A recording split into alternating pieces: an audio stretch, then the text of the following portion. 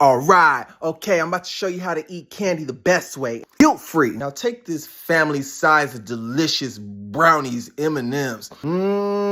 Delicious, they're good for you. In fact, this bag of M&Ms is so delicious that I can eat the entire thing if I wanted to. My dentist isn't gonna like it, neither is my weight gain. So this is what you can do. Actually read the nutrition facts, and then they will actually give you a standard serving size of how many M&Ms you can eat. So for this particular size bag, about 12 M&Ms is a serving size. The benefits of this: for one, the self-discipline aspect is already done for you. Unless you're literally going to sit there and eat 7 Ziploc bags of serving size M&Ms, then it works. The second thing is, it helps you to look at candy and treats and snacks and cookies for what it is, a snack. And lastly, instead of getting all of this sugar all at once, you get to spread it out over the course of a week, maybe even 2. Yep, so that's how you do it. That is how you eat candy and snacks guilt-free.